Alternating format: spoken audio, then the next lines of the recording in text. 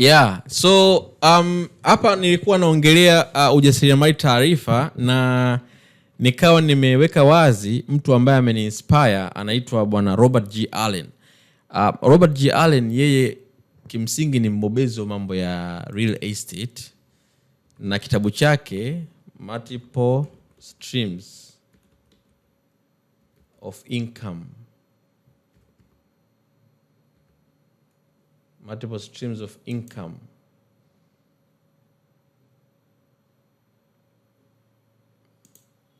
Iki hapa nadhani nitakitafuta, nadhani kipo somewhere katika nani zangu, katika dokumenti zangu. Multiple Streams of Income, how to generate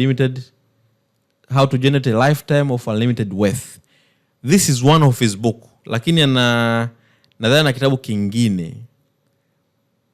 Lakini kile nilichokuwa nakusudia bila shaka ni hiki. Umeona? Nitakipata hiki PDF yake, nadhani naweza nikaipata somewhere, nitashare pale kwenye group letu hili maalum. Umeona, la watu serious. So, huyu bwana ni mtaalamu wa mambo ya real estate.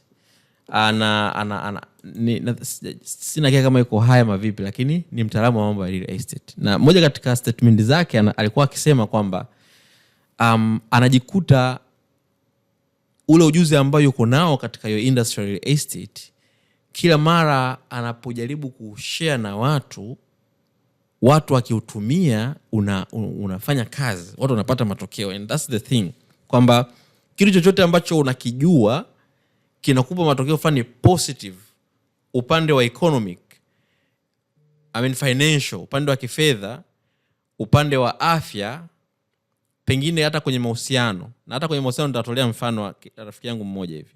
Umeona? Kama watu wanapata matokeo positive, I think people will be ready to pay you. Kwa sababu watu wanahitaji kubadilisha maisha yao in those aspects. Na hizo ni area tu 3, lakini ziko nyingi zaidi ambazo ukiexplore na tutaexplore hapa kwenye ChatGPT au kwenye AI mtakuja kuona. Umeona? Kwa hivyo ujuzi wa aina wote ambao unao unakusaidia kuleta matokeo fulani positive, either katika maisha yako personal au katika businesses. Inaweza katika business, pengine wewe ni mtaalamu mfano wa mambo ya matangazo mtandaoni. Businesses, mimi najua hili, watu wengi hawawezi kurun hizi ads ambazo sisi tuna run, ambao ni kama it's a second nature, it's very simple. Watu hawajui. Kwa hiyo ukiofa hiyo huduma ya kufundisha, people will be ready to pay you. And that is the thing, and that is entrepreneurship. Kwa unavyoongea kwamba create value, usikae ukawaza kitu cha mbali sana. Muda mwingine vitu ambavyo unavifanya kila siku lakini kinaleta matokeo positive, kwa nini haukibadilishi kukipackage vizuri kwenye kitabu kama hiki? Hii kitabu Kindle cha online kinauzwa 28,000, anauza 28,000 kitabu chake. Yaani kukinunua cha PDF 28,000. Umeona? Kwa nini usiweke hiyo information yako ama hiyo taarifa yako ukaipackage vizuri katika mtindo wa ebook, ukaipackage vizuri katika mtindo wa kozi, videos nzuri umeziandaa, usipackage vizuri katika mtindo wa seminar, then ukauza. Na hiyo ni money and it's legit money, haina longolongo. Kwa sababu very unfortunate, kuna watu utawasikia kama hiyo njia inakusaidia kupata hela, mbona unachaji watu wengine? Sasa kwa nini mfundishe mtu bure? Kwa nini mimi hapa nikikuonesha, nitatuma hapo kwenye group baadaye vitabu ambavyo nimenunua kuweza kujifunza mambo ya hisa soko la Marekani, nimespend zaidi ya dola labda 150 au 200, karibia 500. Najifunza hivyo vitu of course ndani ya muda mrefu. Sasa kwa nini leo nikitaka kuja kumfundisha mtu anijudge kwamba kama kweli huko unapata hela, kwa nini unataka kufundisha kwa kulipia? Kwa nini kufundisha bure? Na this is also a path, hii pia ni njia ya kupata kipato kwangu. Kwa nini pia nisitumie? Kwa nini siuze elimu yangu ambayo nimeisoma, nimejifunza? Au kwa nini siandike kitabu watu wakanunua? Kwa hiyo there is nothing bad. Hakuna kitu kibaya chochote utakaochukua umekifanya eti ukiuza ujuzi wako kwa sababu unakupatia matokeo, kwa sababu unapata hela, kwa hiyo mwingine usimuuzie. No way. Kwa hiyo Robert G. Allen anasema kwa sababu ya nature ya information distribution ilivyo, kama ukiandika kitabu unakiandika mara moja. Hii kitabu cha Robert Allen ni kitabu cha zamani by the way. Sijui kama naweza kuona hapa, lakini hiki ni kitabu cha zamani. Robert Allen amekiandika, kama can see the detail, 2005, lakini huyu bwana mpaka leo anakiuza hiki kitabu. Na anavyokiuza sometimes ashasahau kama aliwahi kuandika hata hiki kitabu, lakini kuna pesa inaingia kwa kuandika hiki kitabu. Na ukikinunua sasa hivi hapa kwa hii $28, almost dola kama 10 au 11, pesa inaingia kwake moja kwa moja, effortless. Kwanza yani ule uharaka wa kuingia pesa kwake moja kwa moja, jambo la kwanza.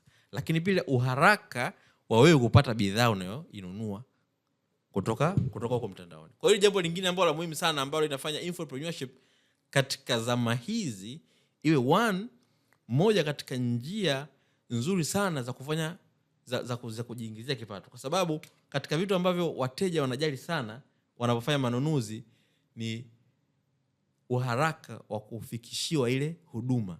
Nadhani wewe unaelewa, ukienda sehemu yoyote ukitaka kufanya manunuzi, moja katika vitu unajali na unaweza ukajudge moja katika vitu unajali na unaweza ukajudge ni kwa kiasi gani imekuwa haraka kupata huduma. Sasa katika infopreneurship, kitabu kama hiki ukinunua, only one button, hii hapa button ya buy, pap, ukinunua unaweka details zako za kadi, hela inaenda, kwa maana unachajiwa kwenye kadi yako, at the same time you receive the book. Kwa unapata kitabu haraka, au unapata information unakuwa unahitaji haraka. Hiyo ni kitu kikubwa kwanza ambacho imesolve. Jambo lingine ni uhalisia kwamba hii information, huyu jamani Marekani, mimi niko huku, tuko zetu huku Dar es Salaam, tuko Tanzania, wengine wako mikoani huko ndani, si ndio? Anaweza kupata hii bidhaa pamoja na kwamba yuko mbali na huyu mwandishi wa kitabu. Tofauti sana na bidhaa nyingine yoyote. Leo ukiwa unauza simu, imagine ile tunaita logistics ya kumfikishia simu mteja.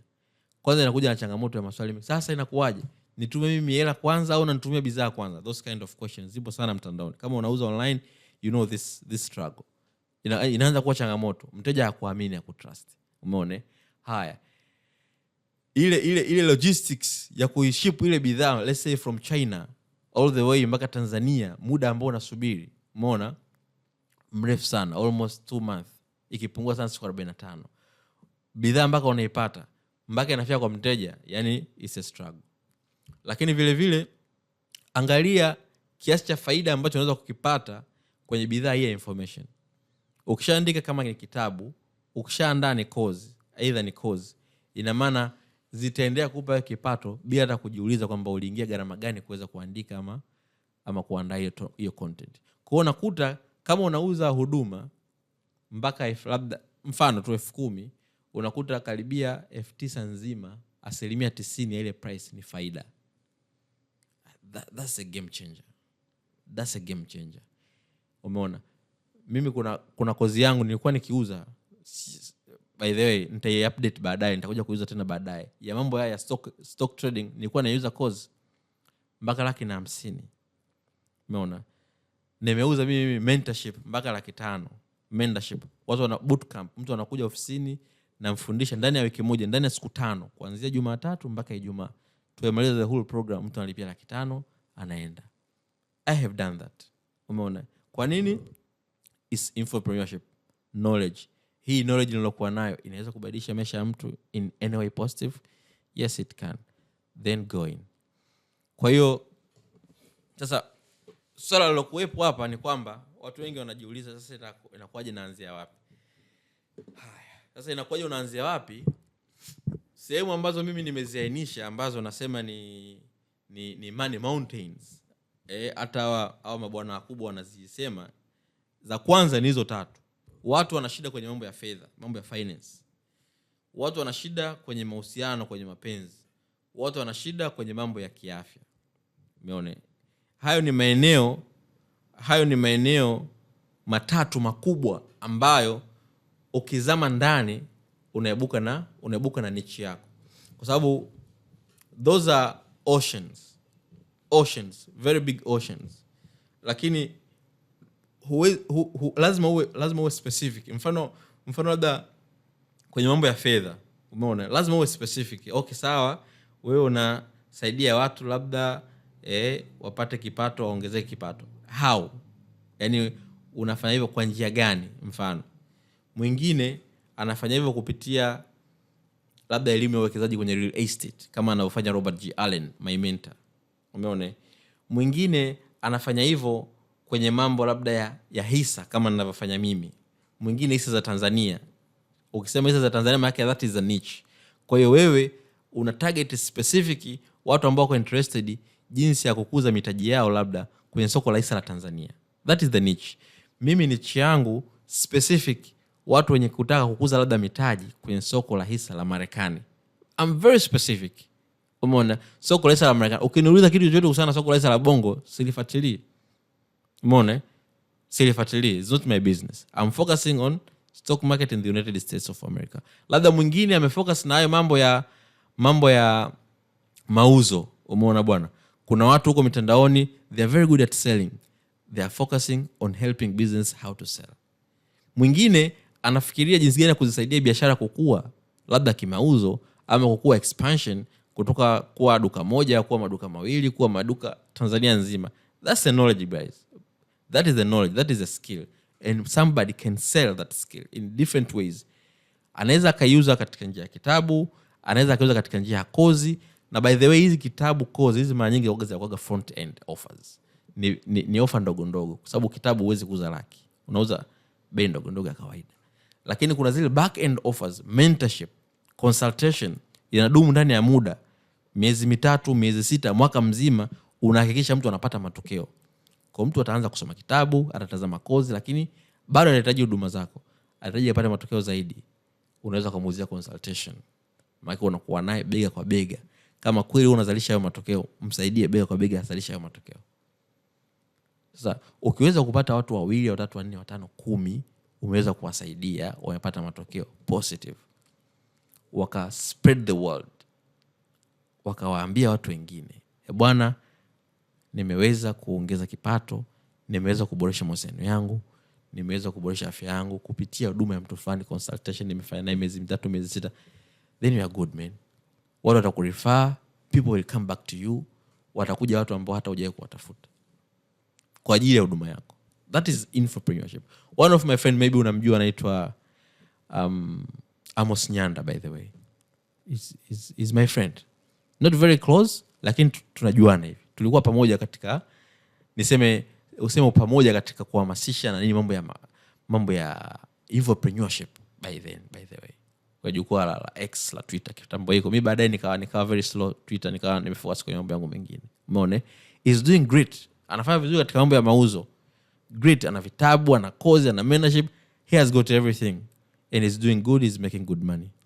I have a friend anaitwa Mr. Mapenzi, Isaac Nsumba. If you have seen this guy, Isaac Nsumba, na sasa hivi ana Nsumba, I think Nsumba Herbal Clinic pale Mawasiliano.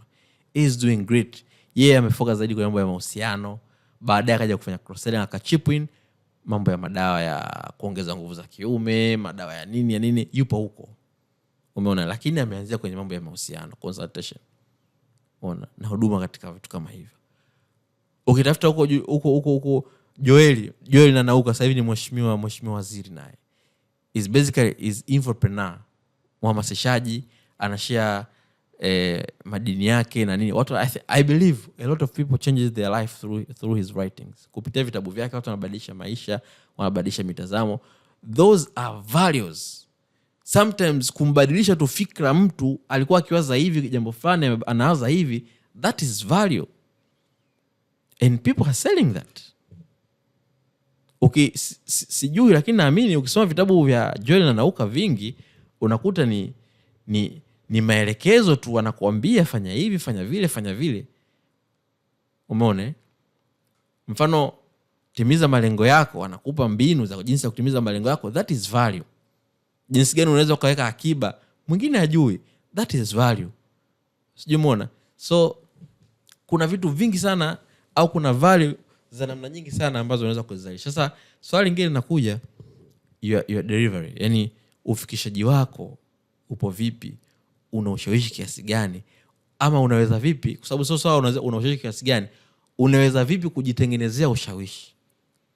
Sasa watu wakusikie, watu wakubali. Lazima uwe na mbinu, lazima uwe na njia, lazima uwe na mkakati. Unawezaje wewe kufanya watu wakusikilize?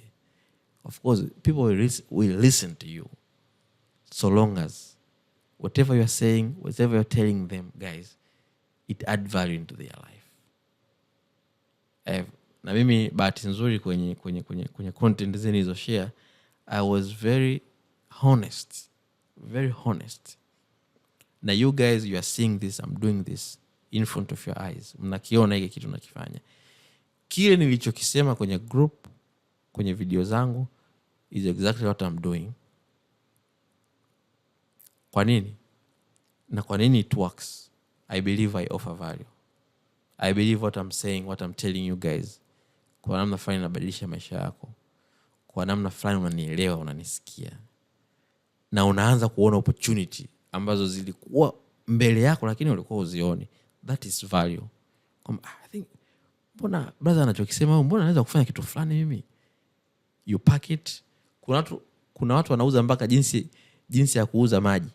Imagine, and they get money. Sasa twende kwenye ChatGPT. Maybe hauna idea. Twende kwenye ChatGPT. Kwa mimi hapa naandika ChatGPT.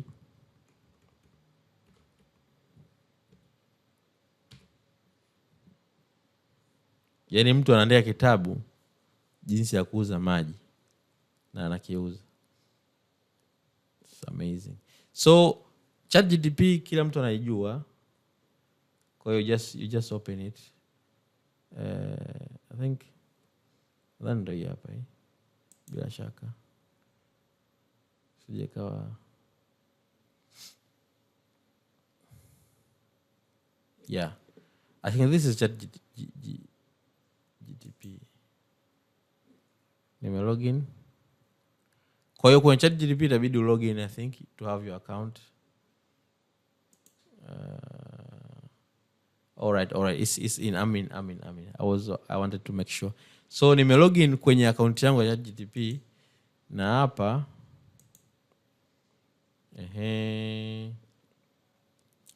na hapa nirudi tu kwenye kwa bwana mdogo mmoja anaumwa kisukari. Na niliwahi kumkaribisha siku moja ofisini. Nikawa namuelekeza kitu. By the way, na just na kuonesha tu, alafu baadaye tutaanza na sisi from scratch. Na kuonesha tu hii ilivyoenda. Okay. Sasa kwenye kisukari, maana hapa tunaongelea sasa niche ya afya, upande wa afya. Alafu kwenye afya ina maana analenga wagonjwa wa kisukari. Umeona? Jinsi ya kuwasaidia wagonjwa wa kisukari kupunguza sukari zao.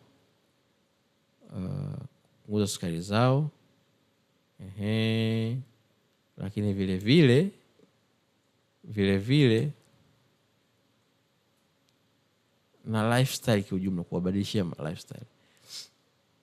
So niliuliza ChatGPT, niliambia hapa pia nataka niandike kitabu kuhusu ugonjwa huo wa kisukari, maeneo gani ya kuangazia na nipe pendekezo za topic kwenye kitabu. Very simple. Hili ilikuwa swali langu. ChatGPT kaniambia okay, hili ni eneo la nguvu sana, kitabu kitakuwa kwenye level ya authority kuliko hata content za mitandao. Lakini kama nilivyokuambia awali, msingi wa uelimishaji plus uzoefu wako, sio kuahidi tiba ya mwisho ya kisukari. Msingi uwe uelimishaji. Umeona? Msingi uwe uelimishaji na kushare uzoefu wako, sio kuahidi tiba ya mwisho ya kisukari. So niliambia hapa ipendekeze kitabu, topics na zile content za ndani zipoje. Ikaniambia mwongozo wa kitabu chako, sehemu ya kwanza utangulizi. Katika hapa niandie kitu gani? Ananiambia kisukari ni nini kwa lugha rahisi, elezea. Aina za kisukari, kwa nini kinaongezeka sana Tanzania, dalili za mwanzo, watu upuuza, ziandike pale. Tumia mifano ya maisha ya kawaida ya Mtanzania. That is first topic done. Topic ya pili, hadithi yako. Hii ndio connection engine. Topics ulivyogundua na kisukari, changamoto zako mwanzo, makosa uliyoyafanya, turning point yako. Hii inafanya watu waseme kama yeye ameweza na mimi naweza. Maana yake nini? Kama ujamaa alijigundua na kisukari na sukari yake ilikuwa kubwa sana, akaweza kufuatisha njia fulani, alistruggle by the way, huyu bwana mdogo alistruggle, alipambana. Aliweza kutumia njia fulani mpaka akaweza kuilower sukari yake na sasa hivi anaishi comfortable life. That is a value. Kwa sababu kuna watu wana struggle na huu ugonjwa na hawajui wafanye vipi ili waweze kushusha sukari zao. Kwa kitendo cha kushare ile hadithi yake tayari ni story, it's a value. Hadi hiyo ilikuwa ni topic ya pili. Topic ya tatu, chakula. Hii ndio itauza kitabu chako. Ni kweli of course. Kwenye vyakula hapa changamoto. Ukweli kuhusu sukari na vyakula. A lot of people they have, niseme, wana imani potofu kuhusiana labda na ugonjwa na vyakula. Kwa unaweka pale ukweli na uhalisia. Vyakula vya Tanzania vinavyopandisha sukari. Vyakula vinavyosaidia kudhibiti sukari. Jinsi ya kula ugali, wali, ndizi bila kuharibu sukari yako. Sample meals plan. I think you see guys. Tunaweza tukaenda hapa mpaka topic ya mwisho, lakini huu ni mfano. Sasa mimi nataka tuanze kuongea na ChatGPT from the beginning. Mimi nijifanye ni wewe na wewe uanze kuchukua idea hapa. Sasa sijui maka mimi sitaki mawazo yatokee kwangu. Nyinyi mnaweza mkapendekeza. Labda katika yale masoko matatu niulize ChatGPT hapa itusaidie katika soko gani? Soko la afya, soko la finance na soko la mapenzi au mahusiano. Hebu nishaurini. Yes. Ni finance. Okay. Okay, finance. Okay, finance. All right. Sawa. Inaonekana hapa finance kuna utata. Au kuna watu wanapenda mambo ya fedha. Anyway. Kwa hiyo it's very simple. Very very simple. Naiambia ChatGPT. Naiambia ChatGPT hivi karibuni nimejifunza kuhusu infopreneurship na nimependelea zaidi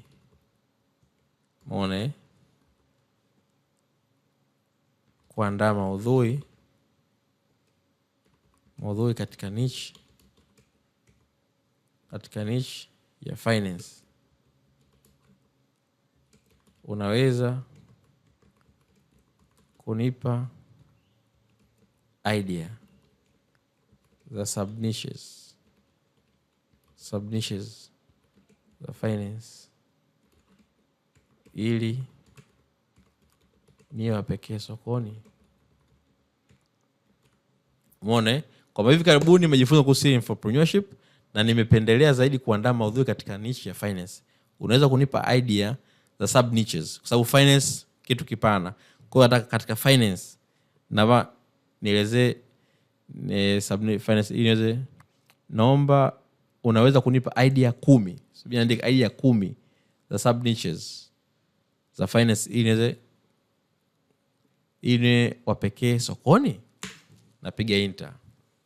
Sikilizie inatuletea kitu gani.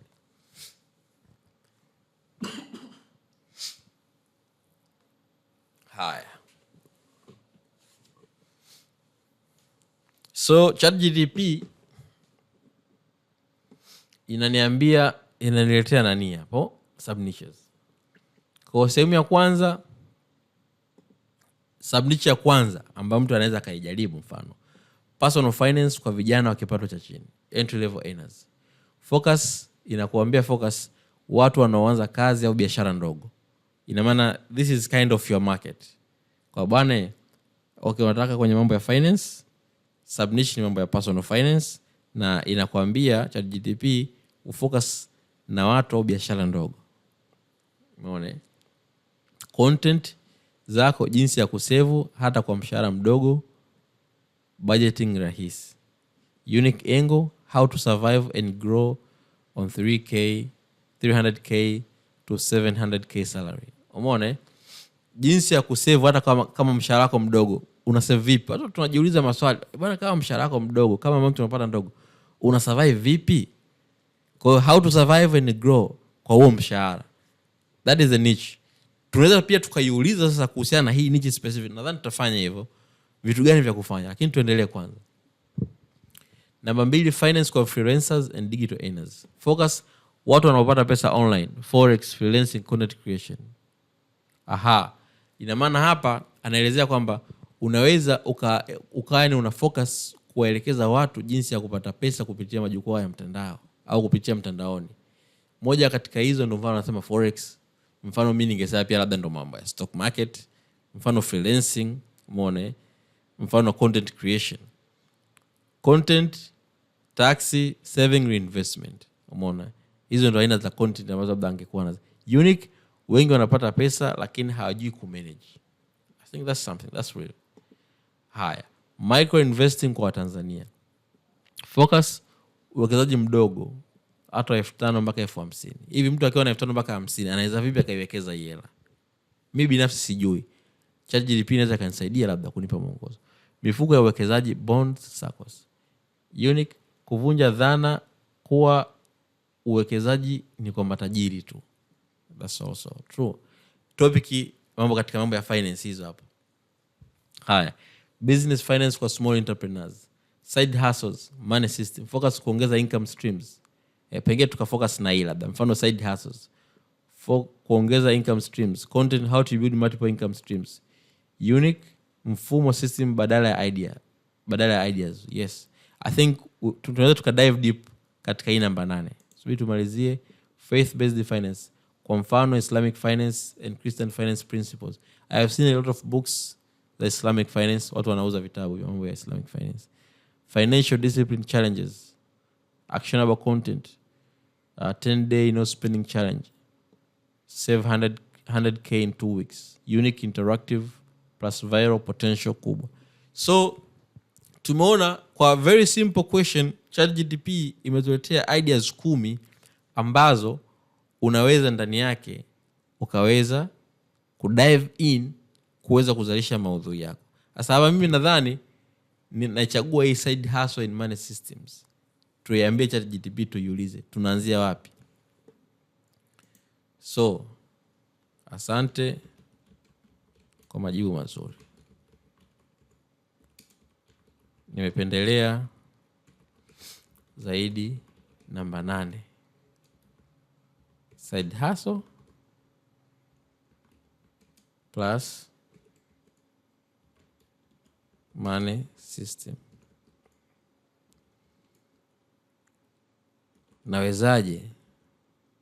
Nawezaje kupata authority? Mfano authority katika hiyo niche. Na side hustle zipi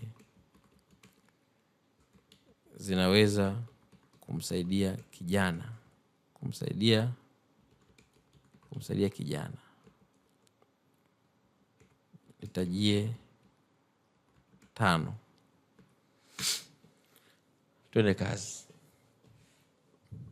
Okay, kwa hiyo tumechagua niche ya side hustle. Naiuliza ChatGPT jinsi gani ya kuweza kupata authority katika hiyo niche.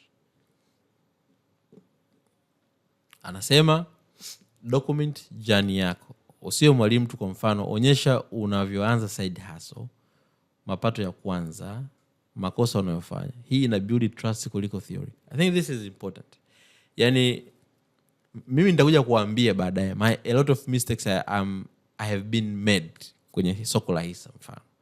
Kwa hiyo anasema document journey yako, onyesha safari yako ulikoanzia. Usiwe tu mtu wa kufundisha, hiyo vitu unavyoviongelea, je, wewe mwenyewe unavifanyia kazi? Umeona? Unavyoanza side hustle. Mfano unaweza kuwa na idea labda unataka kuelekeza watu jinsi ya kuanzisha biashara 100,000 inaweza kuzalishia 10,000 kila siku. Okay, this sound very nice. biashara ya mtaji wa 100,000 inaweza kuzalisha 10,000 kila siku, 10% ya mtaji wangu. That's very nice. What if ukianzisha hiyo biashara wewe, alafu as unafanya, labda unaweza kuwa unachukua content, au as unafanya unaweza ukaona record the whole process, the challenges and everything, alafu baadaye kama unakuja kupackage kwenye kitabu ama kozi, you know, in and out of that business. Mfano mimi binafsi nimesema pale kwenye group, I've been doing and I'm still doing, lakini sio sana, biashara ya huduma za visa katika nchi mbalimbali. Umeona, mimi mwenyewe nilivyoenda Canada nimeweza kuongea sana kuhusiana na Canada kwa sababu I was there, nilikuwa kule na nimefanya hii kazi ya kuwasaidia kuombea watu visa za Canada. Nimetoka, nimekuwa Korea, nimeishi Korea, nimekaa Korea, nimefanya kazi Korea, naijua Korea. Kwa ni rahisi kumuelewesha mtu, kuongea na mtu. Sijaandika kitabu kwenye mambo ya visa of course bado mpaka sasa. I think I will do it, lakini nina experience ya hayo maisha ya hizo nchi. Sawa. Marekani same, Uturuki same. All those places ambazo nimeweza kufika ni jani ambayo nikiongea kwa baharia ambaye anafikiria safari ananisikiliza, na ndio maana namshukuru Mungu na influence kubwa kwenye safari. Of course sio hivyo kwenye hiyo mitandao ya kijamii, lakini nasema at least kwa watu wangu kwenye group langu, na magrupu mawili yana watu almost 1500, they listen to me, wananisikiliza kwa sababu wanajua we know this brother alienda kule, amerudi, amefanya hivi, amefanya hivi. Mimi watu wangu wengi wapo huko sasa hivi, mdogo wangu, mzee wangu, wote wako Marekani. Umeona, tayari nishawasaidia watu ambao ni wa karibu, nishawasaidia marafiki zangu wa karibu wapo huko. Kwa hiyo inakuwa ni rahisi mtu kunisikiliza na kuniamini. Kwa hiyo jenga authority kwenye niche, kudocument jani yako. Kwa hiyo umetaka jani, tumechagua side hustle and money system. Start doing yourself and then show people how to do that. Haya, fundisha system, sio ideas tu. Mfano kwenye hii entrepreneurship nimekuonesha the whole system, jinsi inavyofanya kazi na jinsi ilivyofanya kazi na jinsi itakavyoendelea kufanya kazi. That is the whole system, not only idea. Na sasa we are exploring ideas. So watu wengi wanaishia kusema fanya biashara ya mtumba. How? Wewe fanya tofauti, mfumo wa kupata mtaji, mfumo wa kuuza, mfumo wa kusave profit. Hapo ndo na jinsi unavyokuwa tofauti. ChatGPT inatuambia, anasema tumia numbers, data authority. Badala ya kusema unaweza kupata pesa nyingi, ukifanya hivi unaweza kupata 5,000 mpaka 200,000 kwa siku. Tumia namba. Mfano hata mimi by the way nimetumia namba kwamba I have a way ambayo unaweza kutumia lisaa mpaka masaa 2 kwa siku, baada ya muda wako wa kazi ukaweza kuzalisha hadi 130,000, ambayo ni dola 50 hadi 130,000. Nimetumia namba. Umeona? Umenisikiliza, umenikubali, umekuja kwenye group. Show proof, screenshot, result, testimonials, ambazo hizi nitakuja kuzionyesha baadaye. Mtu anahitaji kusikia. Okay, sawa. Ndio maana sasa mimi binafsi kwenye testimony hapo kwenye proof nikasema nikuonesha screenshot sasa hivi, nikuonesha whatever, unaweza kusema you created this. Siku hizi kuna everything ambayo unaweza kuedit, ukaonesha watu. Ndio maana katika video yangu nimesema njoni kuoneshe, na nikaweka bonge moja la promise the whole month, mwezi mzima, kila siku naweza kuzalisha dola hiyo 50 na wewe uweze kuona kama okay leo kaweza, kesho kaweza, mpaka mwezi mzima uishe tena hujaamini. No way, haiwezekani. Yani hiyo kitu haiwezekani. Umeona? Kwa hiyo onesha watu matokeo, sio tu story. Umeona? Haya, creating signature concept identity. Okay, hapa alikuwa anaelezea jinsi ya kubuild authority by the way, kwa sababu lazima hii ni kitu muhimu. Una authority kwenye hiyo industry unataka kuongelea, that's also important. Huyu bwana akaja kwenye side hustle 5 bora kwa vijana Tanzania content. Side hustle 5 bora. Ya kwanza, hizi nimechagua kwa vigezo vya mtaji mdogo, urahisi wa kuanza na urahisi wa kuikuza hizo side hustle. Asema ya kwanza ni reselling, kuuza bidhaa bila kuzalisha. Mfano nguo, viatu, gadget. Unanunua bei ya jumla, unauza kwa profit. Okay, this is one. lakini inawezekana ikawa uwinga pia. Yani mfano uwinga unaweza ukawa na mbinu, na kuna mtu labda ni very successful winga, ana hizo mbinu zake anazitumia na succeed, anaweza akazishare naye na akapata pesa out of that. I have my friend, one of my friend yuko Marekani sasa hivi, ana duka lake la simu hapa, lakini basically alianza kuwa winga wa simu. Alikuwa winga wa simu, and as we speak he's in the United States. By the way, ameandika na kitabu jinsi alivyoanza. Umeona? Kwa ni rahisi kuuza kitu kama hiyo kwa sababu yeye mwenyewe amekifanya, kimempatia matokeo, amekiishi kile kitu. Kwa hiyo anaweza akafundisha wengine jinsi ya kupata matokeo kama ambavyo amepata yeye. Kwa hiyo huyu anazungumzia kufanya reselling, ununue huku uuze huku kwa profit, lakini siku hizi unaweza tu kawa winga na kwa unapata hela. Haya, digital services, mfano graphics design, video editing, social media management. Haya, hizi ni side hustles ambazo mtu anaweza kuzifanya. Graphics design, video editing, social media management. Lakini kwanza ili uweze kufundisha mtu, je, kwa kitu mwenyewe unakifanya na kinakuletea matokeo? Testimonials, results lazima. Haya, mfano mwingine wa side hustle, affiliate marketing, kuuza bidhaa za wengine. Ndio hiyo kama winga, kuuza courses, bidhaa za online shops. Hii Nigeria naona wanafanya sana. Unakuta mtu kama mfano mimi labda naandaa kozi, alafu na wanafunzi wangu nimewasaidia, na wao wanakuta wanafanya referral, nao wanazitangaza zile kozi. Mteja akinilipa na wao wanapata commission zao. Nigeria wanafanya sana hii, na duniani inafanyika sana. Fanya affiliate marketing, content creation. By the way, ideas ni nyingi. Kwa hiyo unaweza ukaangalia idea gani hapa nizamenao nizalishe maudhui. Mfano sijui tuzame na ipi. Sijui tuzame, ziko 5, idea 5. Okay, mfano labda affiliate marketing. Okay, so nimependa affiliate marketing, nahitaji kuandaa maudhui kwenye hiyo area, na pia kuandikia kitabu, kuandikia ebook niweze kuuza. Of course, results is very important. Haya, usiwe mtu wa affiliate marketing tu. Kuwa mtu anayefundisha jinsi ya kupata kipato online bila mtaji mkubwa kupitia affiliate marketing.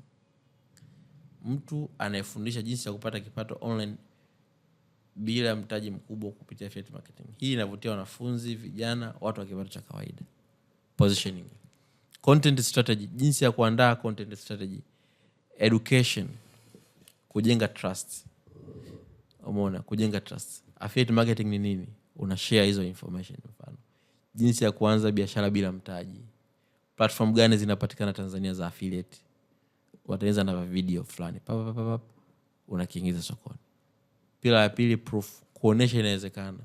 Screenshot commission, onesha wewe commission unaweza kuwa unapata za kupitia hiyo affiliate marketing yako. Case studies, journey yako. Labda nilipata 1000 yangu ya kwanza hivyo.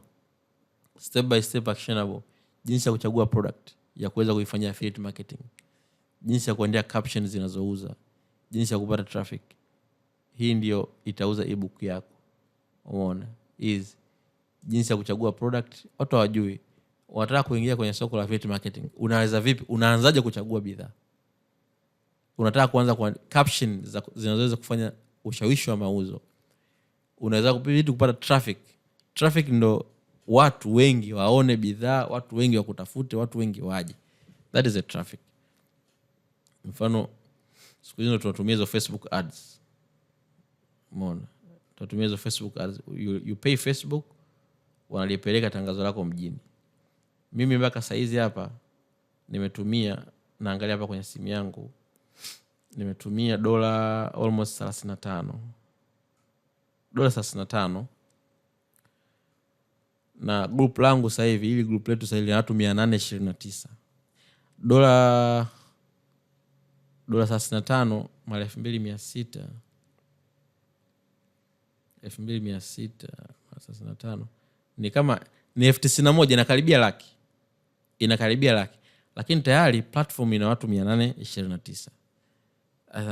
I know 100% hao wote sio wateja kama ilivyokuwa kwenye mfano hii. Naamini you find a lot of value kwenye hii kitu, lakini ni wachache sana kati ya kundi kubwa ambao mmeweza kujoin hii kitu kwa kulipia 2500. It was just testing. Lakini hii group tayari, hii ni traffic. Hawa ni watu wengi. Unaweza ukatuma, sio kwamba wanasoma wote au wanatazama wote, hapana, lakini tayari kuna watu ambao wanakufuatilia, wanakujua. Ukija kuuza inakuwa rahisi. Kwa hiyo jinsi ya kupata traffic, mfano hapa kuna mtu alishanitafuta na ananiambia okay, sasa nafanyaje? Watu hawajui hata jinsi ya kuset ads. That is education. Mfano nikisema niandae, naweza nikaandaa session kama hii, nianze kuelekeza jinsi ya kuliset ad, tangaza Facebook, kuweka kadi na kila kitu, ili ukirani wateja wakutafute kama hivi. That is value. I can sell that as well. Umeona? Twende kazi. Lifestyle motivation. Freedom ya kufanya kazi online. Why side hustle ni muhimu. Kwa hiyo okay. Haya. Hapo ilikuwa inaelezea tu kitu gani? Let's say content strategy. Hiyo ilikuwa content strategy. Haya, ebook yako ndio product kuu, ndio anaelezea structure. Structure ebook simple lakini powerful. Introduction, unaelezea affiliate marketing nini? Kwa nini ni opportunity kubwa Tanzania? Why? Mimi by the way mpaka sasa sina kitabu. Sijaandika kitabu cha mambo ya hisa, to be honest. I'm still buying time. Now it's going to be a very nice book. Foundations, mindset, usitarajie quick money. That's very important. Tools unazotumia, simu, internet kufanya hiyo nani yako. Step by step, hii ndio kuchagua niche. Yes, niche muhimu. Hata mimi nimeongelea kuchagua niche ya bidhaa za kufanya hiyo affiliate marketing, za kumarket. Kuchagua bidhaa, kuchagua kupata affiliate link, kutengeneza content, kupata traffic, kufunga sales I mean. Platform za kutumia TikTok, Instagram, WhatsApp. Kwa hiyo kuna makolokolo kibao watu hawayajui, ukiandikia, ukifundishia. Yani the only thing ambayo labda itakupa challenge, kuna vitu vingi ili uweze kuanza kuvifundisha ni lazima wewe uanze kuvifanya na vikupe matokeo. Na that's the best. Yani lazima ufanye hiko kitu kikusaidia kupata matokeo. Experience uliokuwa nayo sasa kutokea ulivyoanza mpaka ulipata matokeo. Now that is value, you can package it and sell it. That's what I'm saying. Umeona? Matokeo unayoyapata katika end of yoyote, ulivyoanza kustruggle mpaka umefanikiwa, you sell it. You understand me? Oswald, zima kamera, tunakuona, zima kamera yako. Asante. Haya. Mistakes za kuepuka. Kwa hiyo guys, a lot of things you can do with this nani ChatGPT. Niulizeni kidogo sana. Maana naongea sije nikawa watu wamelala huko. Niulizeni kidogo na mimi nipumzike hapa. Ninywe maji kwanza. Niulizeni. Washa mic, uliza. Yes brother. Mimi samani kocha. Yes brother. Tumechagua maeneo kwamba uende unaweza kusaidia health, finance na mahusiano. Naam. Je, hii ina uhusiano gani na pengine professional ya mtu na pengine anachokijua zaidi au ambacho ana hobby nacho kuisaidia? Kwa sababu nafikiri watu wakianzia sehemu ambayo wanajua kwamba ndio hobby yao, pengine nafikiria kwamba wanaweza kaandika vitu vingi zaidi na wakauza zaidi. Hii ipoje? Ni kwamba tu tunaandika tu kile ambacho tunakifahamu, hata kama ni kipanda kidogo. Leo anaandika afya, kesho anaandika elimu, kesho kutwa anaandika finance. Hii ipoje zaidi? Ninapenda kuelewa. Sawa. Kwanza swali zuri. Tunasemaga mtu akiandika kitu ambacho ana authority nacho, amekisomea, unakuwa na authority zaidi. Mimi nakumbuka katika matamanio yangu, mimi nimesoma pharmacy, umeona, nimesoma pharmacy lakini sifanyi kazi pharmacy sasa hivi, lakini nimetamani sana kufanya degree ya finance. Nimetamani, I don't know, maybe naweza nikarudi shule au nisirudi, lakini nimetamani kufanya degree ya finance. Kwa sababu gani? Kuna connection inakosekana, authority ya kile nilichokisomea na hiki ambacho najaribu kupreach sasa hivi. Mimi nimesoma mambo ya afya, then nipo kwenye mambo ya stock market. Mtu anajiuliza maswali mengi sana, how this guy am navigate all the way, umeona. Lakini ningekuwa nimesomea mambo ya finance, umeona, alafu nipo kwenye haya mambo ya stock, man, authority yangu ingekuwa kubwa zaidi. Sasa ndo kwanza mimi naanza ku-emerge, ku-grow kwenye hiyo industry, lakini naona kabisa kwamba ili niweze kukua zaidi nikafanya tu hiyo degree ya finance miaka 3 niweze kuwa na authority. Kwa hiyo ukiweza kuwa unazalisha maudhui na content kwenye kitu ulichokisomea, na of course labda ndo una hobby nacho, unakijua sana, that's the best. Leo daktari akiongea mambo ya afya ndo mahala pake, umeona. Japokuwa wazungumzaji wa afya wamekuwa wengi sasa, lakini hawajasomea. Lakini mtu akiwa daktari akaongea mambo, kuna jamaa mmoja sikumbuki jina lake, yuko pale Instagram namuonaga, utakuta ana content zake za mambo ya afya, anawekeza sana yule bwana ubaoni, kwenye screen na nini. Nadhani ni daktari yule jamaa. Kwa hiyo anachokifanya, na kwa kuwa daktari anapata wasikilizaji wengi kwa sababu ana authority katika hiyo industry. Kwa hiyo ukiweza kufanya kazi, ukiweza kuandaa maudhui, kuwa infopreneur kwenye area ambayo umesomea, hiyo ndio sahihi zaidi. Kwa it's either kitu umekisomea unakijua in and out, au una experience nacho kwa ukiishi kwa kitu. Mimi sijasomea finance, lakini every single day niko sokoni, I'm trading every day. Kwa hiyo na kitu cha kusema kwenye hii kitu. Pengine a lot of people wanajua mambo, wamesomea finance but hawajui kutrade hisa za Marekani. So swali zuri, na jibu lake nadhani ni hilo. Kama kuna swali lingine hapo kabla sijaendelea.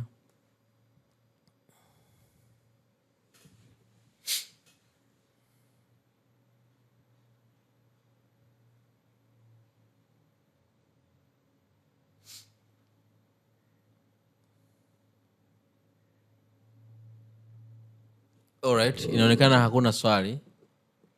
Yeah. Okay. So jamaa hapa baada ya kuelezea alichokielezea, mimi nadhani tuendelee. Okay, sawa. Baada ya kuelezea alichokielezea, sasa nataka hapa nijue kwanza kupitia hii ChatGPT, yani mshapata picha kwanza. Kuna video niliwatumia, by the way ile video ni ya kitambo, niliandaa nadhani ukiangalia hapa ni miaka 3, inaweza kafika hata 4. Uliza tena, karibu.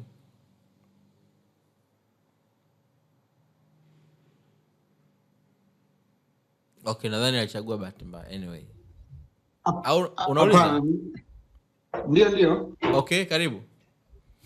Asante. Natuambia kocha kwamba pengine unaweza kufungua la WhatsApp au kutuma matangazo na kadhalika. Sasa mimi na doubt kidogo, je, kama mtu ambaye pengine hana elimu ya kutosha kwenye kitu ambacho anahitaji kuambia watu, hii ipoje? Pengine unaweza kumshauri kuchukua muda asome na awe na experience kwenye kitu ambacho ataenda kuambia mass, au aanze hivyo hata kama hafahamu sana pengine? Swali zuri. Ni vyema kuchukua muda kukisoma kitu, kukijua. Mfano, huwezi kuja sokoni kitu au kijui vizuri alafu hauna matokeo nacho. I think that's very hard.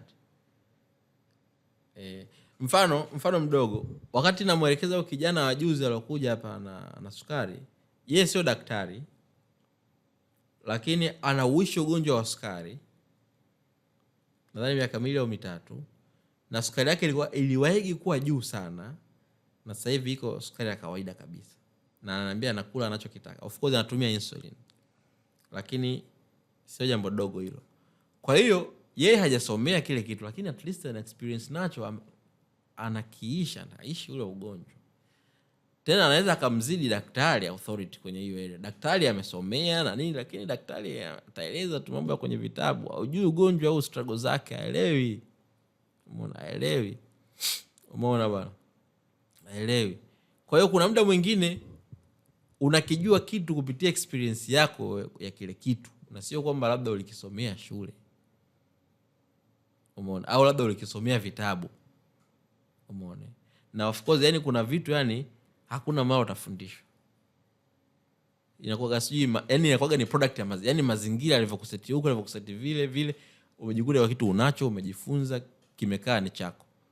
Umeona? Kwa hiyo ukiweza kusomea kitu ukakijua vizuri ndio inavyotakiwa zaidi. Lakini kama hujakisomea kitu ukijua vizuri, at least basi umekiishi, una uzoefu nacho. Lakini kama mawili yote yanakosekana, au sasa kwa sababu swali linakuja, utakusanya mfano mimi hapa, unaweza ukaniambia, naweza nikamsaidia mtu yote. Naweza nikakuletea watu 1000 kwenye group au watu 500 kwenye group lako la WhatsApp. Unaenda kuambia nini? Kwa sababu hiyo nayo ni skill kubwa. Niliongea pale mobilization skill. Yaani ukisha kusanya watu wamekufuata, wanakusikilia, unawaambia nini? Unawaambia nini? Au unawaambia nakuuzia kitabu? No, hakuna mtu ambaye ananunua. Sasa wanasemaga ile, hata leo ukimtongoza binti, hawezi, mara nyingi uwezi kukutana na binti siku ya kwanza hiyo hiyo ukataka ukamwambia nataka nikuoe. No way. Umeona? Haiwezekani. Hawezi kukubali, hakujui ni how come. Hii ameisema hata nani Robert Allen kwenye kitabu chake. Umeona? Sasa lazima unaleta watu kwenye group lako, okay, unaanza kuambia nini? Kwa kama kitu haukijui vizuri, kama kitu hauna experience nacho ya kukiishi, ni ngumu sana kufanya hii kazi. Lakini ukibuy time miezi 3 mfano, au hata mwezi, inategemea na speed yako ya kujifunza na nini. Miezi 2 3 umevuruga huku na huko, umepata experience, umepata matokeo fulani, una package, unaingiza sokoni, unauza. Mimi wakati nauza kwenye mapindi kipindi kile, nilikuwa mwanafunzi Uturuki, nauzia huko Tanzania. Nilikuwa nauza kozi ya entrepreneurship, ujasiriamali. Kozi yangu ya ujasiriamali nisema ndo kozi yangu ya kwanza kuingiza sokoni. Na mimi of course nilikuwa mjasiriamali, lakini nilikuwa mjasiriamali wa kujifunza zaidi. Nilikuwa okay, nimeona opportunity kwenye mapini, nikatengeneza app, ilikuwa App Store na Play Store. Lakini nilikuwa mjasiriamali wa kusoma vitabu. Yani I was reading a lot of books about entrepreneurship. Nika na idea nyingi. Kwa hiyo ikawa rahisi kwenye kufundisha. Kwa hiyo through reading books, listening podcast, nika nimepata idea, nikaweza kuna nini. Umeona? Na watu nilivyoleta kwenye group, I had a lot of things to tell them. Kwa hiyo ukishakuwa na uwezo huo, unaweza kumobilize watu. Lazima watu wakija unawaambia nini? Unawatuliza vipi kwenye group lako? Unaweza kukusanya watu ukajikuta hakuna cha kuambia. Then that is not going to work.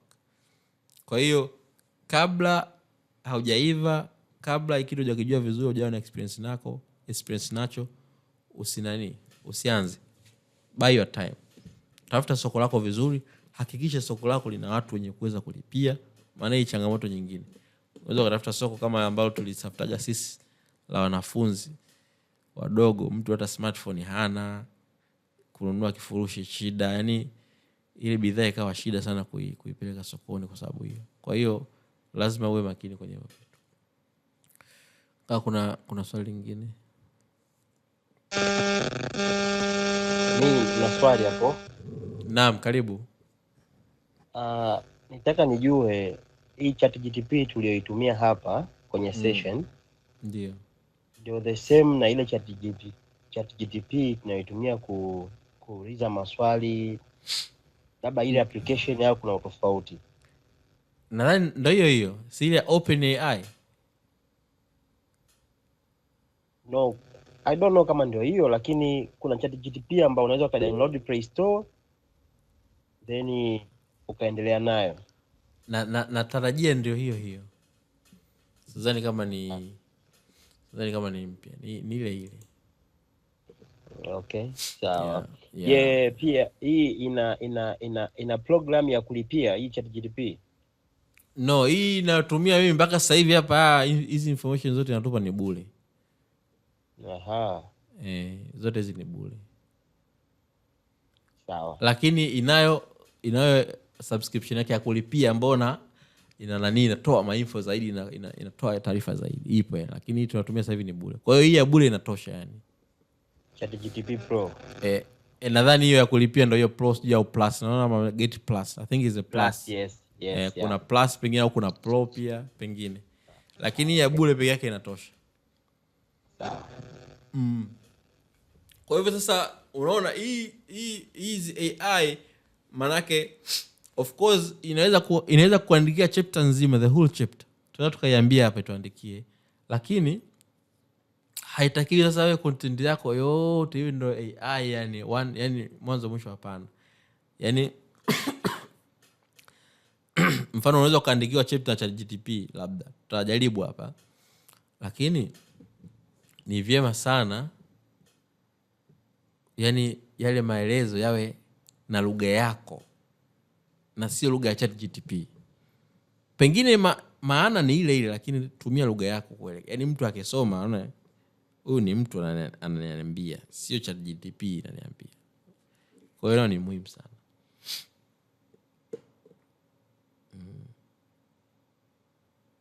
Abel, ulinyosha mkono tena. Nilitaka tu kumuondoa hofu kwamba ChatGPT ni ile ile ya Google na ya Play Store ambayo tuna download app tunaitumia kama kawaida. Ni ile ile. Asante sana. Nataka ni mshauri Abel. Hello. Karibu.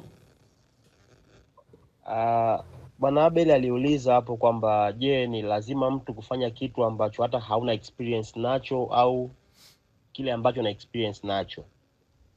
Ndio. Nitoe mfano kwa mfano, tuashumu Bwana Abel wewe ni mwalimu, lakini kwenye huo ualimu wako labda unafundisha, kuna baadhi ya topic unazimaster vizuri na baadhi ya topic hauzimaster vizuri. Kwenye zile topic ambazo unazimaster vizuri, kama ungeweza kutengeneza, naweza nikasema ni summary nzuri, ukaiupload kama ebook ambao mheshimiwa anatuelekeza hapa, mimi naamini huko online pia ungeweza kupata followers ambao wangeweza kukufuatilia vizuri, aidha ni wanafunzi whatever, au pia walimu wengine ambao wanafundisha hilo somo ambalo wewe unafundisha, wakapata material. Sasa the way wewe unavyoamua sasa kutoa hayo material according to price ambayo wewe umeilenga. Je, uuze kwa shilingi ngapi? Asante.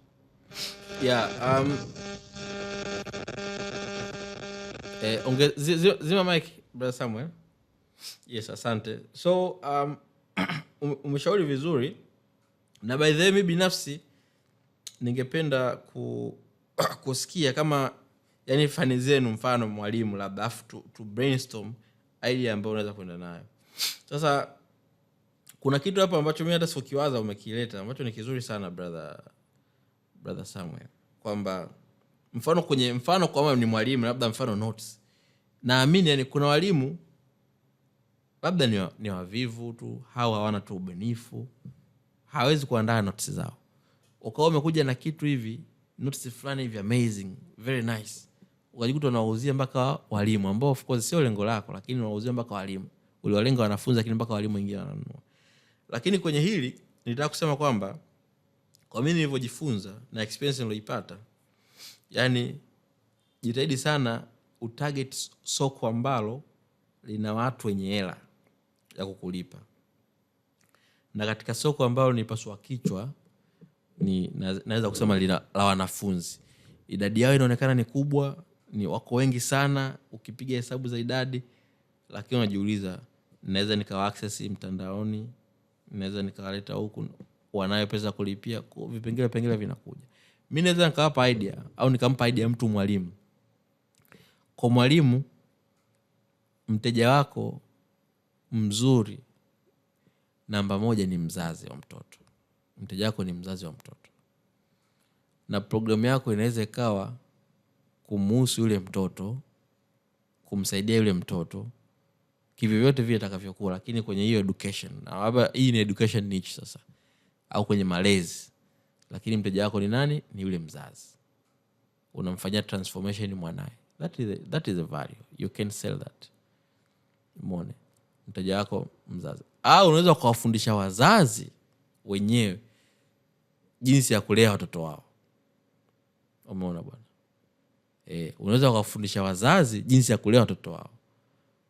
Especially, this is very important, especially hii ni fursa kubwa sana kwa wazazi wenye watoto wadogo ama walimu wanaofundisha watoto wadogo, kwa sababu watoto wadogo wanahitaji umakini, wana mambo mengi. Kwa hiyo kuna kuaga na ukaribu sana mwanafunzi mdogo, ukaribu baina ya mzazi na mwalimu. Kwa hiyo ni rahisi sana huyu mzazi kuwa mteja wako wa taarifa vyako fulani hivi. Umeona? Ni rahisi sana. Kwa hiyo kwa upande wa soko la, mfano kama ni mwalimu, nadhani na target unataka kuendelea na soko hilo la education huko, mteja wako ni mzazi. Umeona? Ila product unayoiuza sasa ni transformation ya mtoto wake. Hiyo namba moja. Au mteja wako mzazi na product ni kumsaidia yeye mzazi, maana wazazi wengine hawajui kulea watoto. Umeona? Hawajui mbinu za malezi. Na hiyo ni topic kubwa sana, yani malezi ni topic kubwa sana. Watu wanaandika sana kwenye mambo ya malezi. Umeona? Especially wazungu wameandika sana mambo ya parenting, kulea. Kwa hiyo naamini hapo kuna ni niche, hiyo ni niche na hela ipo. Lakini sasa inakuwa muhimu kwenye kuwalenga, especially kuwalenga watoto wenye changamoto wale. Kwa sababu watoto wenye changamoto unakuta wazazi wanakosa usingizi, na hilo ni muhimu sana. Yaani kuaddress kitu ambacho kinawanyima watu usingizi. Hii ni muhimu. Unaandika ama unashare vitu ambavyo mtu yani anawaza kuhusiana na maana na changamoto fulani, kuwasaidia wazazi wa aina hiyo. Nani kuna hela. Ndio maana walimu wengi wana uchumi wa chini, kwa sababu wanafanya kazi za watu wasio na hela. That's true. That's true. One of my friends aliwahi kunipa mfano. Yani mfano, imagine traffic na mwalimu. Yani shule akifanya SO anafanya mwanafunzi. Kwa hiyo ile SO analizima vipi sasa? Hela hana ya kukupa. Wakati barabarani ukifanya SO, traffic ile alizima unampa hela traffic. Kwa hiyo traffic ana nafasi nzuri ya kupata hela kuliko mwalimu, kwa sababu anahudumia watu ambao wana hela. Huyu mwalimu ndio hivyo, watu wake wanafunzi. Kwa hiyo mlenge mzazi, unamsaidia vipi mzazi kwenye mambo haya? Kwa upande wa mwalimu, sijajua wengine mko fanye zipi, mambo gani, ili tuweze kushauriana na tunaweza tukanania hapa tukaiuliza ChatGPT tuongoze. Oswald Kinyanga. Naam, karibu brother Oswald. Mimi hapo kaka. Unanisikia? Nakusikia vizuri sana. Nitaka tu nitoe ushauri kitu fulani. Mimi hapa kitaaluma ni mwalimu, by the way. Ndio. Kweli ilizia tracing zako za kuweza kutako hiyo issue, ili kwamba baadaye uweze kupata kaupenyo wala uweze kufika hatua fulani. Lakini yani kiwalisia kwenye field ya walimu kuna changamoto sana. Hasa kulitako hilo layer hiyo ambayo inakuwa kidogo ina madini. Wateja wale walio wengi ni dependent kama ulivyoongea. Ndio. Na wakamata wazazi kama wazazi kuwapigisha darasa muda mwingine ni changamoto. Yani changamoto kwa kusanya wote waelekeze vizuri. Muda mwingine wao wanaona kama haya mambo, kwa sababu hao walimu wenyewe na jukumu la kufundisha, basi wao ndio moja kwa moja. Kwa hiyo ni changamoto. Labda mimi ningekuwa na wazo kwa pande fulani, labda naweza nikasaidiwa pia kwa namna nyingine, kwa jinsi ambavyo nafikiri kwamba labda nilikuwa na wazo kwamba tulenge kama ujasiriamali ambao unapata wale watu wote ambao muda mwingine age ya kuanzia muda mwingine wapo tu wajasiriamali. Unaweza kupata na mtaji wake nyumbani, afu anashinda hajui wafanye nini. Kwa hiyo tunawalenga watu kama wale kwa ajili ya kuanzisha ujasiriamali, kufanya biashara ndogo ndogo, mwisho wa siku kufikia achievement ya hii. Kwamba huyu vile vile hata kumwambia atume buku kwake ni rahisi. Yaani anayafanyia mambo moja kwa moja. Tofauti na anakwenda kuask tena ili wewe aweze kukupush kidogo. Kwa hiyo mimi nilikuwa na wazo kama hilo kwamba kwa condition hii ndio kwa upande wa field ina vichangamoto sana. Otherwise labda kama upo katika field ya kabla unafundisha watu wa vyuo, wanafunzi wa vyuo kidogo, yani wale pale unaweza kaongea nao direct moja kwa moja wakaelewa, hasa vyuo vya kati ndio hadi vyuo vya juu. Sasa ukiwa huko kidogo wale waelewa, ila ukiwa secondary hapa advance kushuka chini hapa, unaweza ukashangaa bado unapata changamoto kubwa sana kupambana na wazazi. Kwa hiyo nilikuwa nafikiri kwamba kitu ambacho kizuri ambacho hasa wale wenye field ya education kama mimi, yani tungeweza kujikita hasa kwenye entrepreneurship ya ujasiriamali, hasa kwenye biashara ndogo ndogo, au jinsi ya kuanzisha biashara, jinsi ya kumanage biashara, jinsi ya kufanya nini. Kwa hiyo najaribu kutafuta lugha ambayo hata yule mwingine ana shilingi 50,000 yake nyumbani haelewi afanye nini, ndio hapo unajaribu kumtrace ili aone kwamba kumbe vinawezekana, hata kwa kipato kidogo inawezekana. Alafu kamshawishi huyo sasa ndio akaweza kupata hiyo handout. Unaona?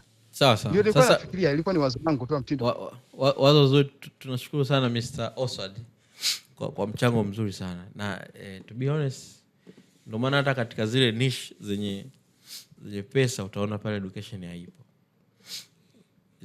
Ziko zile zingine 3. Lakini subiri sasa tuinani ChatGPT hapa itusaidie kwenye education. Kwa sababu ndio maana ya kuwa nayo hapa. So mimi ni mwalimu na ninataka niwe infopreneur kwa upande wa education. Umeona kwa upande wa education aina gani ya maudhui inaweza, aina magani ya maudhui na kwa walengwa gani inaweza kunisaidia kukuza kipato. Umeona hii yani inabidi uchati nayo kama mtu unaiuliza kujibu. Haya, huyu bwana anasema hii nafasi nzuri sana kwa ukiwa mwalimu tayari una credibility. Okay. Haya, walengwa audience wenye pesa, walengwa audience wenye pesa plus demand. This is very important. Chaguo 5 zenye potential kubwa Tanzania. Anasema wanafunzi wa sekondari form 2 mpaka form 6 wahitaji kufaulu mitihani, kuelewa masomo magumu. Demand iko juu sana. Parents wanalipia. Umeona parents wanalipia.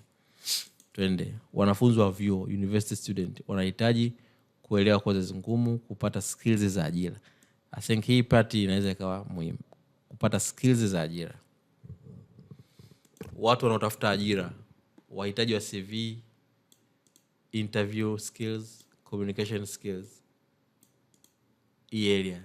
Kwa hiyo unaweza kuwa mwalimu kabobea mambo ya CV writing, mambo ya interview skills, mambo ya communication skills. Watu wanaoenda kujifunza English, demand kubwa sana, inaweza kuwa evergreenish. Okay, walimu wenzako wanahitaji teaching methods. Of course ndio kitu tulichoongea mwanzo. Walimu wengine labda wavivu na nini na hivyo. Teaching methods, classroom management, mbinu. Unaweza kaandika kitabu jinsi ya kuweza kumanage darasa lenye watu watukutu. Ukajikuta unapata watu. Content creation. Aina ya maudhui zinaweza kupa authority.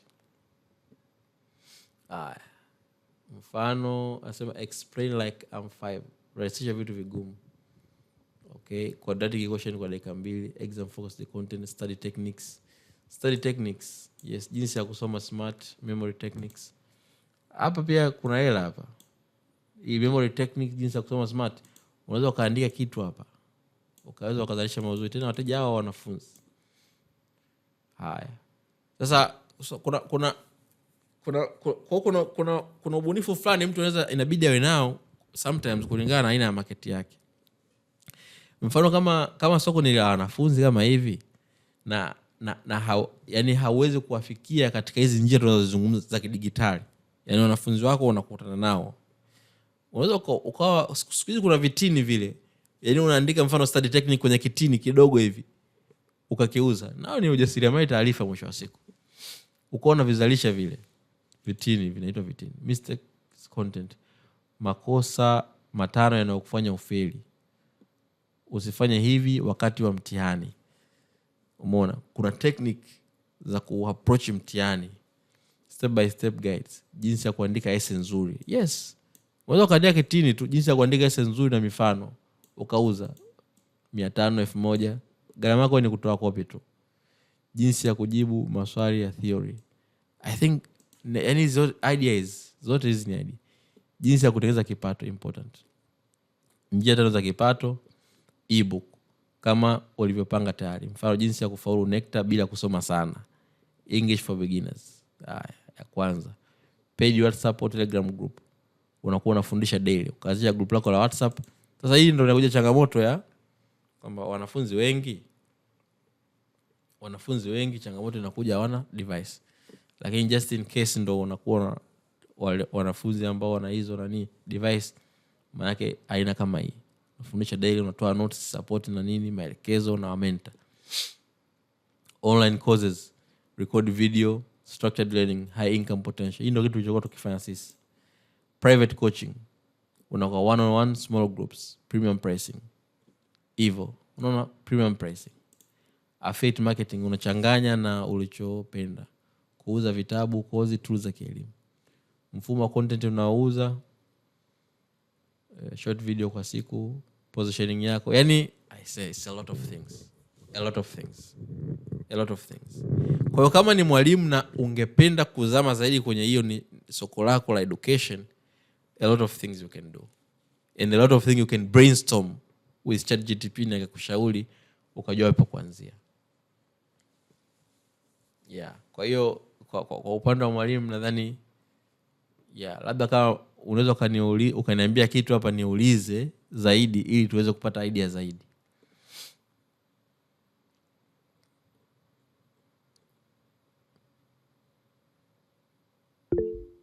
Yes. Wadau wengine atuwasikii, sijui kama tuko nao. Naam. Mimi nafikiri kwa upande wa education kuna opportunity nyingi ikiwa mtu kulingana na eneo ambalo atajiposition, kulingana pia na kitu ambacho ataamua yeye kufanya. Kwa mfano, kuna vitabu leo vinasambazwa mashuleni kote, lakini waandishi ni walimu tu na wengine si walimu kabisa. Wameamua tu kuwekeza kwenye masoko ya education. Kuna watu ambao leo kuna vitu vinaitwa scheme of work, kuna vitu kama lesson plan, na kuna baadhi ya vitabu books. Hivyo vyote vile vinatengenezwa na watu, na wale watu wanapata a lot of money. Kwa sababu gani? Walimu ni wengi Tanzania, kila shule itakuwa na mwalimu. Kila shule na ina walimu wengi. Unaona? Kuna vitabu vinatengenezwa, sijajua kama vinaendelea au la, lakini mimi niliviona binafsi. Hivi jinsi ya kufaulu, faulu kidato cha 5 na cha 6. Ufafanuzi juu ya fasihi nini, andishi, fasihi, simulizi, vitu kama vile wanaandika na wanapata a lot of money. Kile kitabu anakiandika mara moja, lakini anakuwa anakiuza kila mwaka na mwanafunzi, na hauzi shule moja, anauza shule nyingi sana. Kuna mtu anaitwa Saktedi. Huyu jamaa yupo Dar es Salaam. Ndio. Huyu jamaa amezunguka mashule nyingi sana hapa Tanzania, hususan zile kongwe na kubwa. Amefanya tuition hata sio kubwa sana, lakini yeye alikuwa anadili sana ndani ya masomo ya nafikiri mathematics na physics, sana yeye ni mathematics, na ameandika vitabu vyake vya hesabu. Mimi niliviona tu kwa advance. Unaona, kuna masomo kama hayo kwa mtu ambaye anakaa position nzuri anaweza kufanya. Zaidi sana walimu ambao wako kwenye shule kubwa ambazo zina watoto wa wafanyabiashara, zina watoto ambao kidogo kwao kuna vipato, hawa wana nafasi kubwa, hususan kwa Dar es Salaam. Wazazi wengi huenda hawana muda hata na watoto wao. Wazazi wanachakarika kutafuta pesa hapa na pale, lakini pia mzazi ana hamu kwamba mtoto wake ajue pengine mathematics. Wewe mwalimu ukiwa mfuatiliaji mzuri wa watoto wako, au ukawa unajua vitu, unaweza kuongea na wale wazazi, ukawa unafundisha hata majumbani, ukaanzisha hata tuition za majumbani na kadhalika. Kwa hiyo mimi nafikiri opportunity zipo tena kwenye shule kubwa na zenye wanafunzi wengi hususan mjini. Kwa kweli program ni nyingi sana ambazo mtu anaweza kufanya. Asante sana. Nashukuru sana brother kwa mawazo very constructive. Utagundua mwisho wa siku sasa ndo swali linakuja pale pale kwamba okay,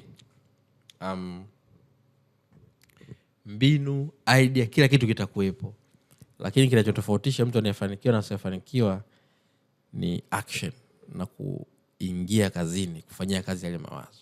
Kufanya kazi, matokeo yanakuja. Usipofanya kazi hakuna matokeo. That's very simple. Kwa hiyo ideas ziko nyingi sana ambazo unaweza kuzifanya. Natamani kusikia fani nyingine hivi ili tuone, tu brainstorm upande mwingine pia. Walimu naona wamekuwa na mawazo mazuri sana hapa. Sijui wengine wako katika fani gani. Yes. Bwana Ezekiel. Okay. Mimi nataka niongee kwamba katika kupitia jinsi masomo yako unavyoyatoa, mimi nimeona sidhani kama professional yako lazima basi udili sana na professional yako.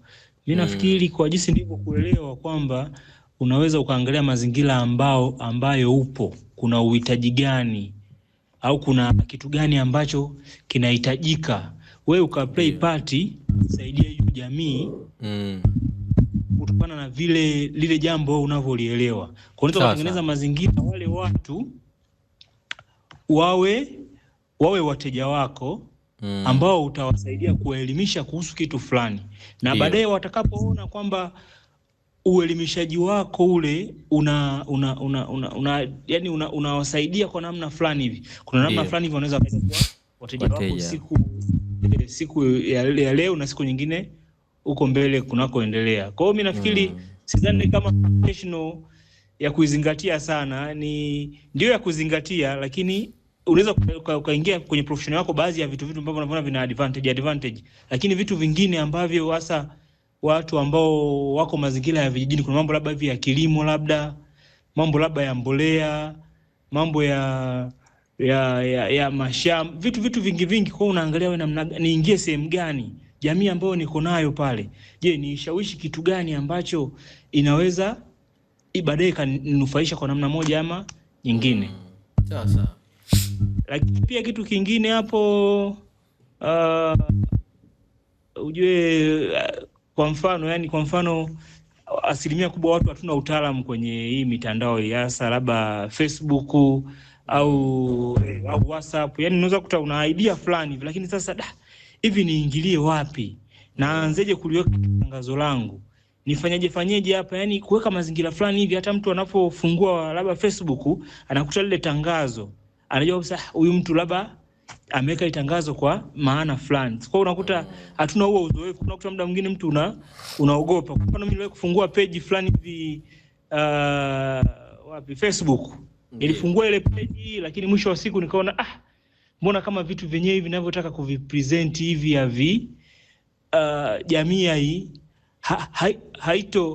haitoshiriki kudili navyo. Kwa ikabidi tu niachane nao, nikatulia, nikaendelea na mambo mengine. Lakini pia katika kufungua pia page hiyo bado kuna vitu vingine vilikuwa vinanishinda mle ndani ya page. Kuna vitu vingine ambavyo nilikuwa sijaviweka sawa. Kwa hiyo nikawa nimeitelekeza tu hewani hivyo, nikawa nimeachana naye. Kwa hiyo niko naomba kama inawezekana utapatikana muda utusaidie pia namna gani ya kutumia hii mitandao hii, labda Facebook au hii WhatsApp, yani namna gani ya kuingia humo ndani, ili mtu unavyokuwa unaanzisha kitu kuelimisha watu, unakuwa unajua hapa nakigusa hapa na hapa, nikienda hivi na hivi, inakuwa rahisi hata kufika kile kisha ujumbe.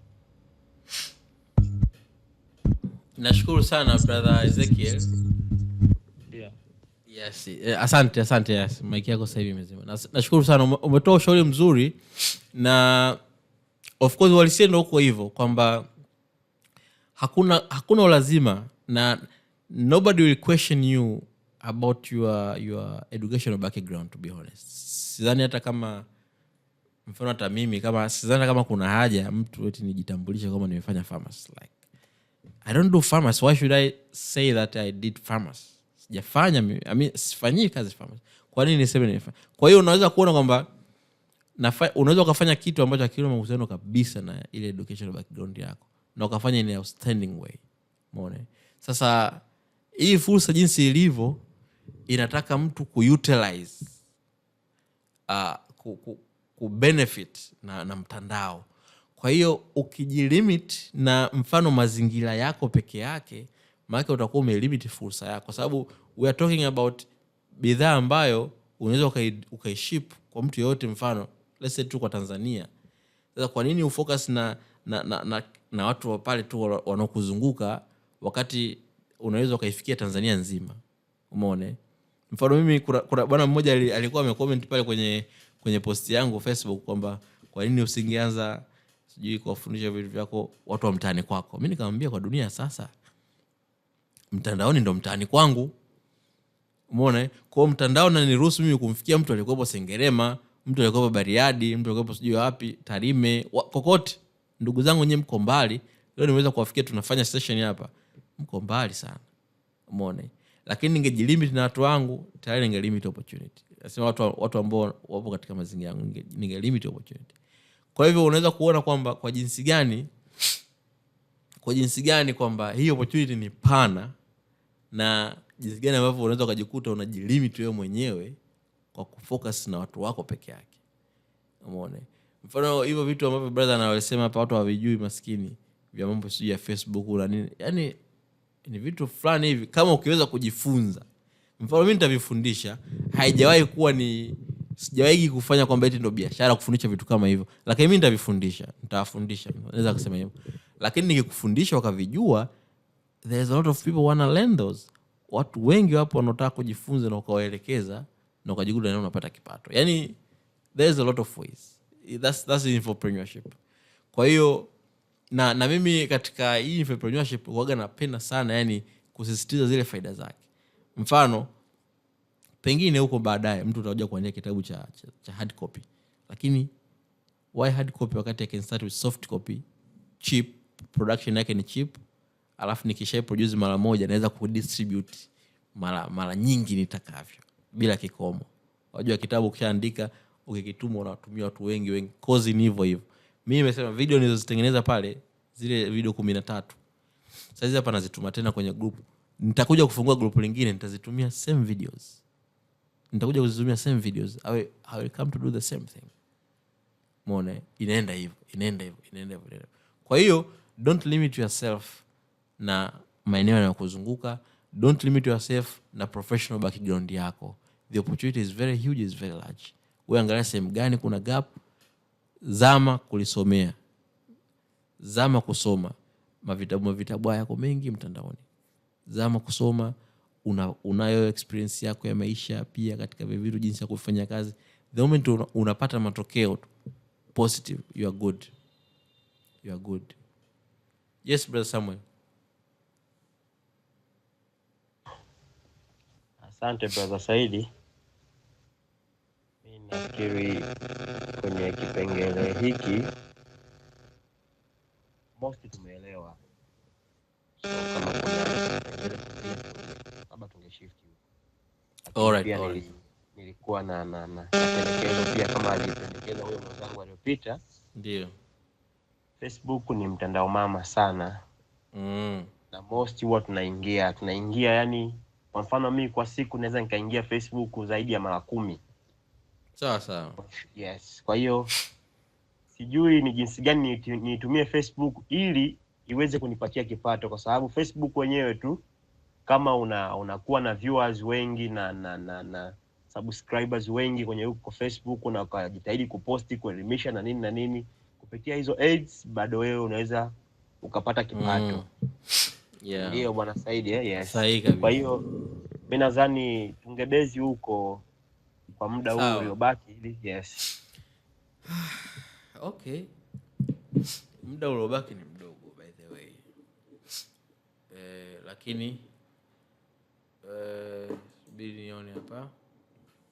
Hapa mimi kitu ambacho naweza nikawaelekeza kwa haraka kwenye Facebook. Subiri hapa niingie Facebook.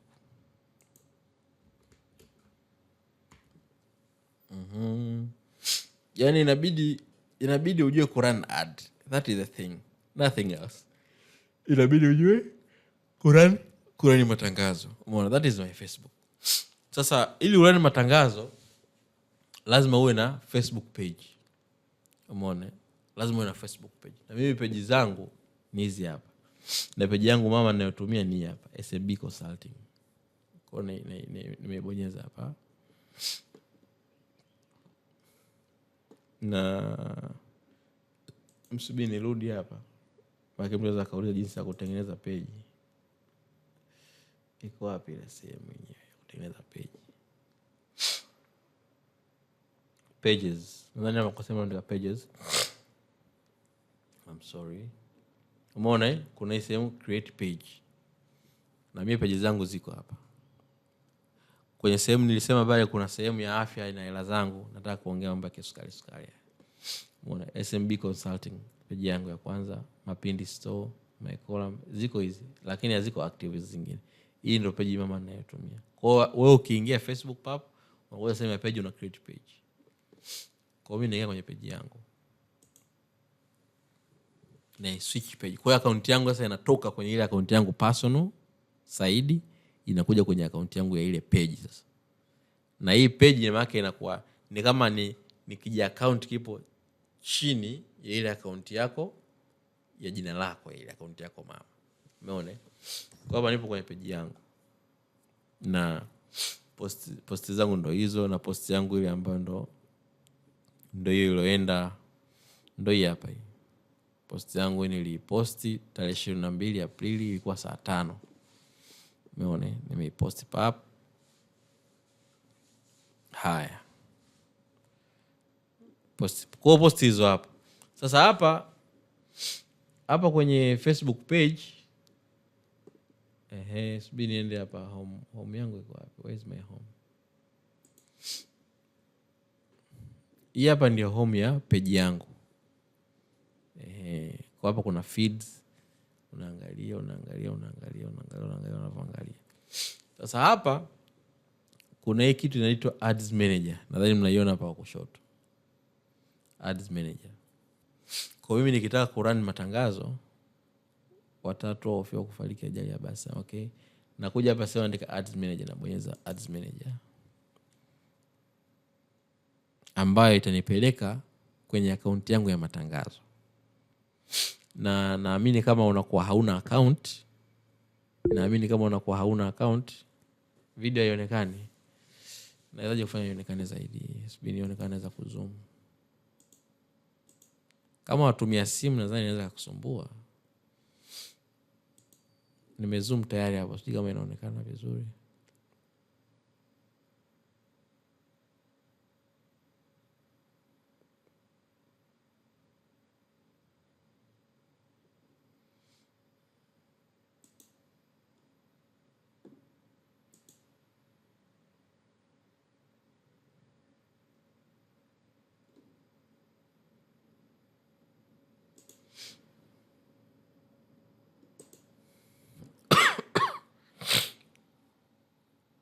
Kwa hiyo ukiingia kama huna account, unakuwa unaweza kutengeneza account ya ad. Kwa hiyo account ya ad nayo ni jambo lingine. Kwa hiyo ukifuatisha hiyo pathway, maana inabidi uwe na account yako personal kwanza. Account ya personal inabidi uwe na page, kwa sababu matangazo unayarani kwenye page. Umeona? Ukiwa na page inabidi pia uwe na ad account. Sihitaji account hii, inabidi nibadilishe. Maana hapa mimi nina ad account 2. So I need the other one. Hii account yangu ya ad ya zamani. I think this one is the new one.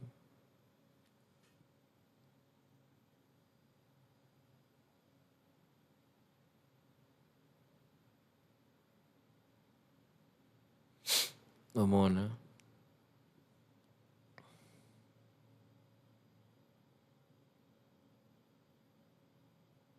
Yeah.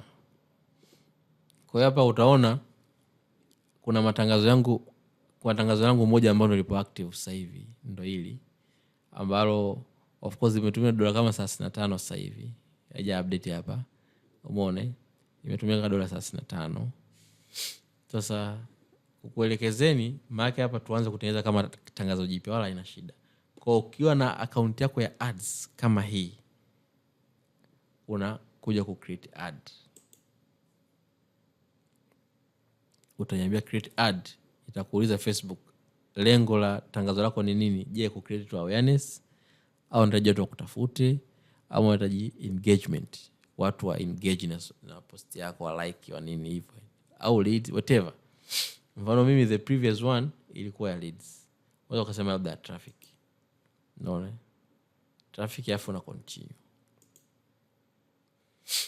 Haya. Tasema no manual traffic campaign. Ambapo manual maana yake wewe ndio una set kila kitu.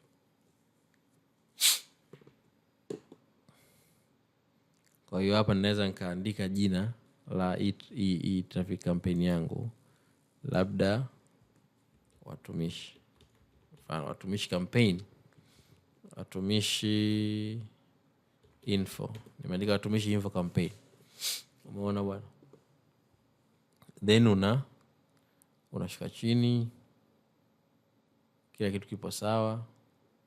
Show more option, nothing. Ukishabadilisha tu jina hapo, kila kitu, ad budget, campaign budget. Una set campaign budget. Campaign budget ndio hapo unaweka kiasi ambacho unataka uwe unalipa Facebook kwa kufanyia ile kazi yako ya kupeleka tangazo lako kwa watu. Kwa mimi naandika dola 10 kwa siku. Kwa daily budget ni dola ngapi? Dola 10. Haya. Dola 10 nitatoka hapo. Waga sifanya A/B test, kwa kweli sija kufanya A/B testing. Very simple. Una next.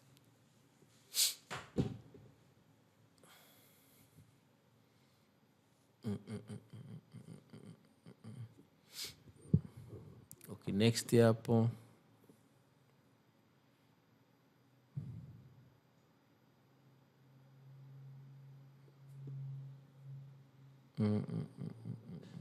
Okay, next inakuuliza watu wako sasa wakutafute wapi, wafike wapi. Unasema message destination.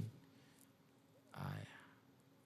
Alafu hapa unaona kuna sehemu ya kuchagua Facebook page ambayo itatumika kurani hilo tangazo. Ndio mimi hapa huaga natumia page yangu SMB Consulting. Unaona? Nimeweka hapa namba yangu ya WhatsApp hii hapa tayari. Haya. Unaweka tarehe, unataka tangazo lako lini lianze kwenda hewani, una set hapa. Kwa hivyo naweza nikasema, kwa sababu kutakuwa kuna muda wa kureview, naweza nikasema labda saa 12 dakika 50 ndio jamaa apeleke tangazo langu. Unaweza ukaset end date, likianza siku hiyo mpaka lini lizime, au unaweza ukatoa end date isiwepo.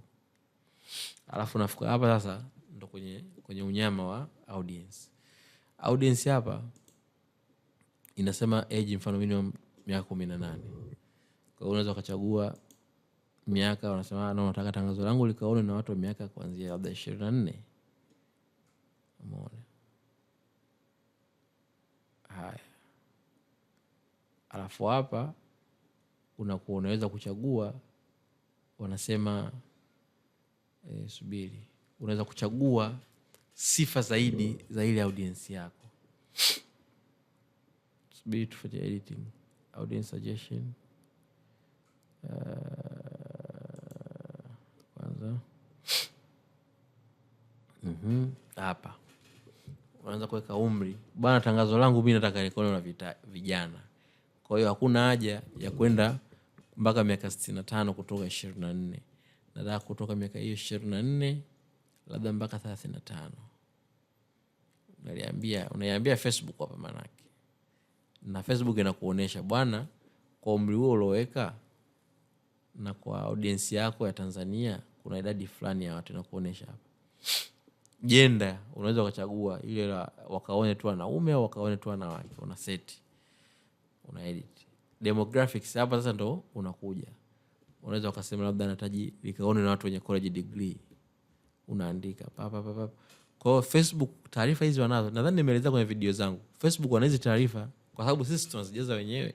Mfano mimi ukiingia Facebook yangu utaona nimesoma wapi, nimeoa sijaoa. Taarifa zote zinakuwepo.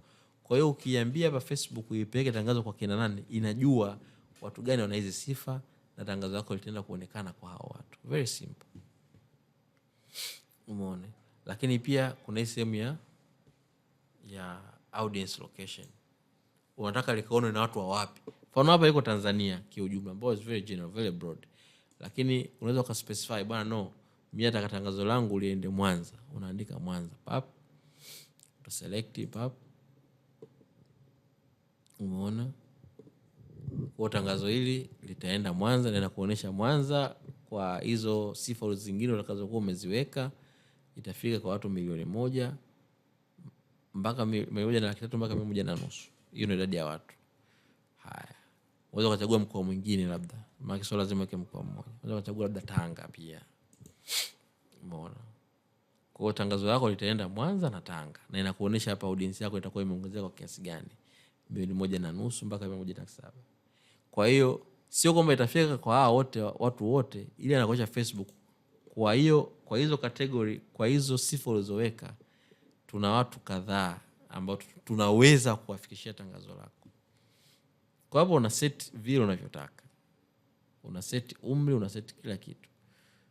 Then utakuwa umemaliza sehemu ya traffic ad, then unakuja sehemu ya ad.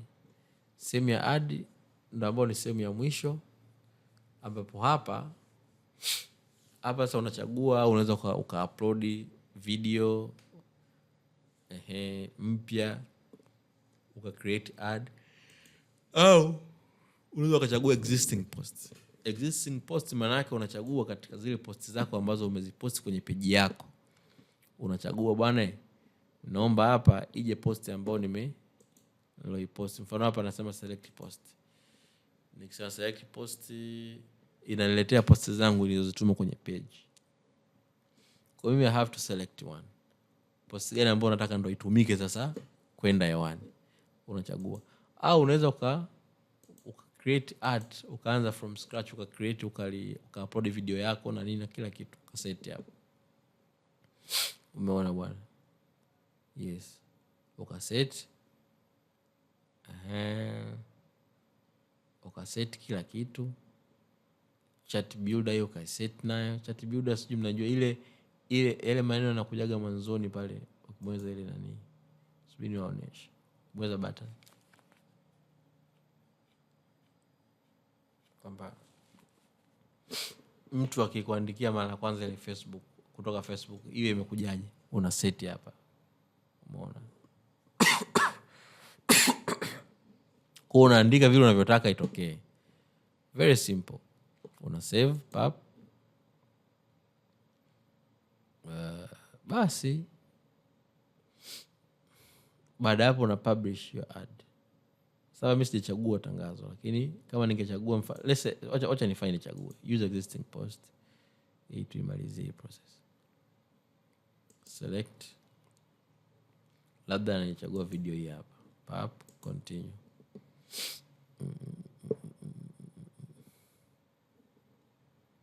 Umeona tangazo limekuja leo hapo, nimechagua video hiyo hapo.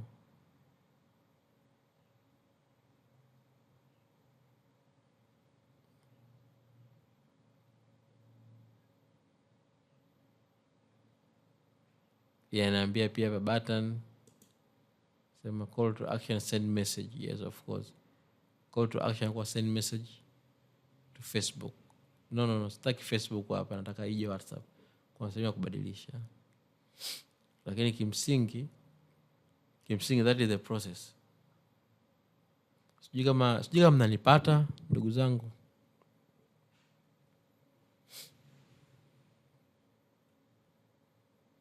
And this is how I do it. Basi ukisema una publish. Ukipublish linaenda, wanalifanyia review kwanza Facebook. Wakishaifanyia review wakaona okay halina shida nini, kila kitu kipo sawa, basi lina run sasa. Lina run na atakuwa na charge kwenye kadi yako. Kuna sehemu kwenye hii account unaweka details za kadi yako. Umeona? Then from there on kadiri linavyoenda wanakuchaji $5, $2, dola ngapi hivyo to the end. So that's how we do it, man. That's how we do it. So muda umesogea ndugu zangu, almost 2 hours now, kuanzia saa 12, saa 10:30 mpaka saa hizi. Lakini that is how we do it, brothers and sisters. It's very easy to run those ads on your Facebook. Na kama mtu anahitaji msaada zaidi, we can arrange how we can do it more. Lakini I think it's possible. Cha muhimu zaidi ya kuleta, kwa sababu sasa hivi kwenye traffic sio issue, sababu traffic unainunua. Traffic ndio hii, yani kuleta watu kwenye WhatsApp yako. Traffic unainunua, tangazo lako linaenda. Lakini lazima uwe na mtu, yani uwe mtu wa mahesabu. Kwa sababu mfano mimi sasa hivi hapa inakaribia laki, kwamba nimetumia laki kwenye ad. Sasa kama nimetumia laki kwenye ad, watu sasa hizi wamefika 800, wanakaribia 50 kwenye group. Haya. Katika hawa ambao baadaye sasa nitakuja kuwauzia labda kozi yangu au programu yangu ya mambo ya trading, wangapi? Umeona? Sasa inategemea na value unayotoa, inategemea na bei unazoset na kila kitu. Umeona? Mimi bwana bei zangu kidogo unakuta nani nzuri. Mfano inaweza kaa labda 100,000 kozi program hivi na hivi 100,000. Kwa hiyo unakuta mtu mmoja tu akinunua pap amecover the whole expenses za nini, za ile ad ulo. Umeona? Wakinunua watu 10, je, una 1,000,000. Sijui umeona? Wakinunua watu 20 hivyo. Kwa hiyo unakuwa unapiga hesabu, unajua okay, hapa wewe nikipata watu 800 au nikiwa na watu 1000 kwenye group, nikifanya 1 2 3 mpaka siku nikija kuuza, hapa sikosi 2,000,000 3,000,000 hivyo. Kwa hiyo unakuwa unapata hela. Mfano mimi sasa napata hela nikitrade mfano zile stocks, lakini pia ukifundisha watu pia wanapata hela. Kwa hiyo ndio hivyo tunavyofanya ndugu zangu. It's not even a secret. Lakini so long as ni value, unatoa thamani, na kile unachokifundisha kweli kina matokeo na mtu anapata matokeo, mtu atakulipa yani. Yaani mtu lazima atakulipa. Kwa hiyo hii ya kuleta watu Facebook is not the hardest part. Kama ulikuwa unadhani hii ni sehemu ngumu, I'm telling you it's not. It's very simple. So long as na hizi kadi, unaweza kutumia hata kadi ya M-Pesa. M-Pesa wana kadi yao, virtual card. Unaweza kuitengenezesha.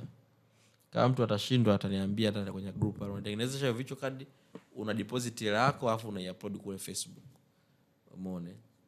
Wanapeleka tangazo, wanachaji kwenye kadi yako. Wanapeleka tangazo, wanachaji kwenye kadi yako. Hivyo. Kwa hiyo ukinipa hiyo kazi hata mimi nikuletee watu 500 kwenye group lako, I can do it. Even right now I can do it. Una kitu cha kuwauzia, una kitu cha kuambia, information au content za kuwafanyia warm up, za kuwafanya wakujue, wakupende, wakutrust, unazo. Hizo lazima ujiandae nazo. Mfano mimi nakumbuka last time wakati nafanya ya mambo nilikuwa na of course ilikuwa too long, 14 days funnel. Kwa unakuta kwenye group unafanya program kwa siku ngapi? Siku 14. That's way too long. Sasa ningekumbuka, yani siku 14 zote hizo unazitumia, siku 7 za mwanzo au siku 6 za mwanzo unazitumia ku build relationship, ku share content, unaelimisha, mtu anaona kweli brother anashare madini. Siku ya 7 ndo nauzia kikozi kidogo kile. Okay, papo nanunua. Baada ya hapo unaendelea nao wale mpaka siku ya 14 unauzia ile kozi yako umemaliza. Umeona? Yes brother, unadhani una swali bwana Samuel? Safi. Sasa brother Saidi, naam, nimekupata vizuri. Nilikuwa na ombi kama kuna uwezekano. Bila shaka unaifahamu freelancer? Freelancing, Yes, unaifahamu something Fiverr, is it Fiverr? Sio ni Fiverr? Fiverr sio Upwork sio nini? Fiverr. Hii affiliate marketing na pamoja na digital marketing. Nadhani ni vitu ambavyo kiuhalisia kama sisi ambao kidogo tumeelimika, kama tunavifanyia kazi huko online, apart from mshahara na hivyo vinaweza vikatusupport. Lakini kwa mfano mimi nishafuatilia watu wengi wanafanya freelancer, Fiverr na hii affiliate marketing, but I don't know how to start it. I don't know how to do it. Lakini naitamani kweli, japo haina hela kubwa, lakini $5, $6, $10, $20 zinapatikana huko online. Sasa kama kuna uwezekano wa kupata hizo kozi kwa gharama fulani ambazo ni affordable kwetu kutokana na vipato vyetu, nafikiri ingekuwa nzuri zaidi pia. Ndio. Yes. Okay. Sasa mimi nikisema ukweli, mimi sio mtaalamu wa freelancing. Umeona? Majukwaa najua hapo, Fiverr najua, lakini sijawahi kufanya freelancing. Yaani sijawahi hata siku moja kupata hizo ajira za mtandaoni kufanya, kuajiriwa hivyo kufanya. Umeona?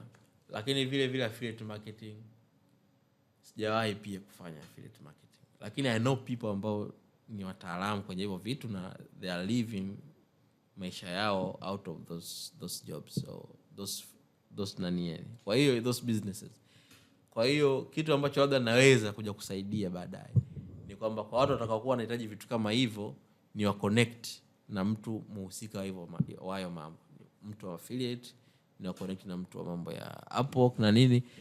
Umeona? Aweze kuwasaidia.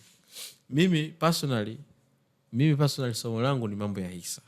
Yaani ndo trading ya hisa, kununua na kuuza hisa. Hiyo ndo area ambayo mimi ninaweza nikamsaidia mtu au nikamuelimisha mtu jinsi ya kupata kipato mtandaoni. Ukiachana na mambo ya, of course ilikuwa this introduction, mambo ya entrepreneurship na nini, lakini mambo ya hisa hasa mimi ndo mambo yangu. Unaona? Because that is my niche.